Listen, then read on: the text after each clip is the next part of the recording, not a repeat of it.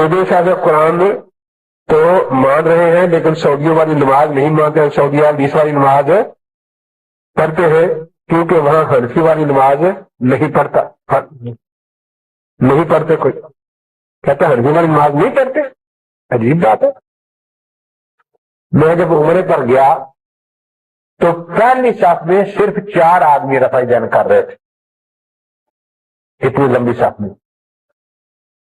ان 4 میں بھی ہو سکتا ہے کہ ایک شیعہ ہو،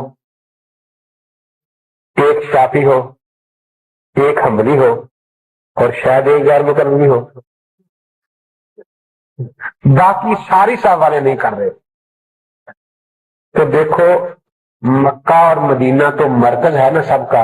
حاجی صاحب آنے یہاں بیٹھے ہوئے پوچھ لیں کہ وہاں تو ہاتھ چھوڑنے والے بھی جاتے ہیں یا نہیں جاتے، ہاتھ باندھنے والے بھی جاتے ہیں، تو مرکز میں تو ہر کوئی چلا جاتا ہے۔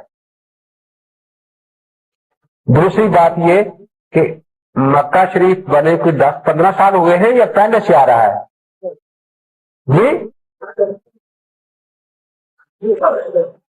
امام صاحب کے دور سے لے کر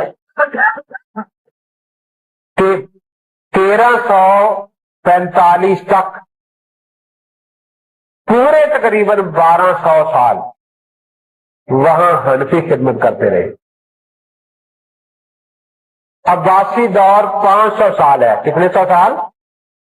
500 سال میں وہاں کے ائمہ، خطیب، مدرس سب کے سب حنفی تھے۔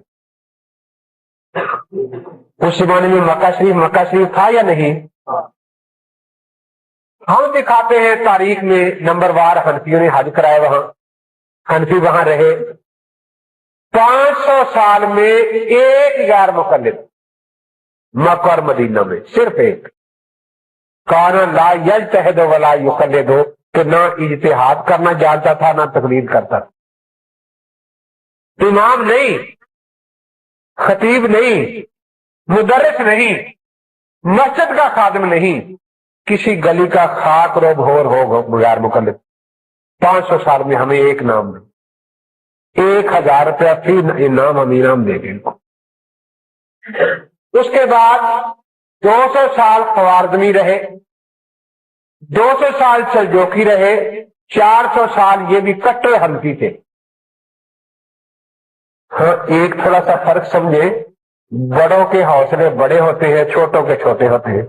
بڑوں کے حوصلے، حنفی چونکہ بڑی جماعت تھی نا، ان نے چھوٹوں کے مسئلے بھی بچھا دیا، پیارے ہو گئے، چھوٹے آ گئے بڑوں کے اٹھا دیے، تو حوصلے کی بات ہے نا۔ اس کے بعد تقریباً 500 سال خلافت عثمانیہ رہی، ترکی خلافت، سب کے سب حنفی تھے۔ ایک مجھے کہنے لگا جی اللہ کا شکر ہے وہاں 800 سال 4 مسئلے رہے، اب ایک ہو گیا ہے۔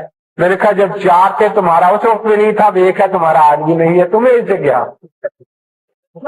وہ 4 تھے تو حنفی، شافعی، مالکی، حنبلی تھے۔ تو کبھی وہاں کے کسی امام نے یہ کہا ہو کہ حنفی نماز غلط پڑھتے ہم مکے میں نہیں پڑھنے دیں گے، ہمیں لا دیں؟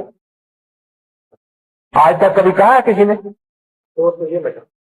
تو یہ جو یہاں شور مچاتے ہیں، ہم تو انہیں کہتے ہیں کہ وہاں سے لکھوا لاؤ کہ حنفی جو نماز پڑھتے ہیں غلط ہے، لکھوا لیں ذرا۔ تو پھر ان کے ساتھ ان کا کیا تعلق بنا؟ وہ دیکھو میں نے اس دن بھی بتایا تھا، ایک ہوتا ہے خاصہ، ایک ہوتا ہے عرض عام۔ رفع دینے ان کا خاصہ نہیں، عرض عام ہے، تو شرافے میں بھی ہے نا۔ تو فیصلہ خاصے سے ہوتا ہے، خاصہ ان کا آٹھ تراوی ہے، وہاں وہ آٹھوں کو نہیں مانتا۔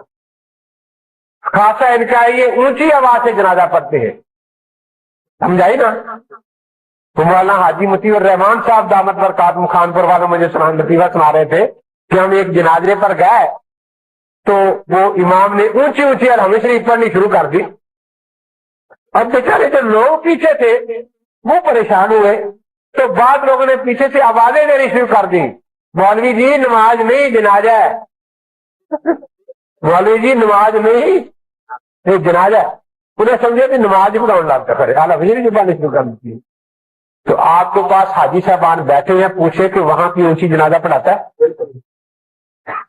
وہ 3 طلاق کے بعد بیوی کو حرام کہتے ہیں اور یہ یہاں حلال کہتے ہیں یا نہیں کہتے؟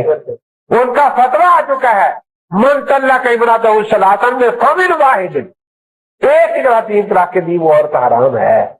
رابطہ عالم اسلامی کا ان میں اور ان میں تو حرام حلال کا فرق ہے۔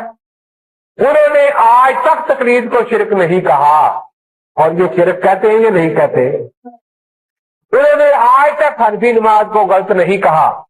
1-2 باتیں تو اس سے زیادہ باتیں تو ان کی مرزائیوں سے ملتی ہے، تحویل ان کی ملتی مرزائیوں سے نہیں ملتی، ملتی ہے نا؟ تو کیا پھر ان 1-2 باتوں سے مرزائی بھی کہا جائے گا ان لوگوں کو؟ خاصوں پر فیصلہ ہوا کرتا ہے، عرض عام پر فیصلہ۔ یہ 1-2 باتوں سے دھوکہ تو ایسے نا کوئی آدمی بیچارہ گیا وہ لینے کے لیے کسی گاڑی پر سوار ہونا، ٹکٹ لی، پہلی دفعہ گیا تو ٹکٹ لے کے پوچھا اسٹیشن ماسٹر سے کہ اس کی نشانی کیا ہوتی؟ میں نے گاڑی دیکھی نہیں، کہتا ہے کالا انجن ہوتا ہے اور دھواں نکلتا ہے اس سے۔ وہ بیچارہ باہر نکلا تو کوئی نائب چھوٹا اسٹیشن ماسٹر کالا سوٹ پہنے سگریٹ پیتے جا رہا تھا،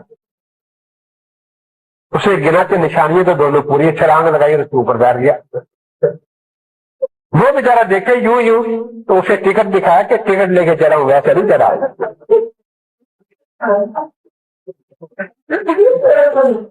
تو کیا واقعی وہ گاڑی بن گئی تھی؟ یہ بات نہیں ہے۔ ہمارا ان سے بڑا مطالبہ یہی ہوتا ہے کہ تمہارا تو نام بھی حدیث میں کہیں نہیں ہے۔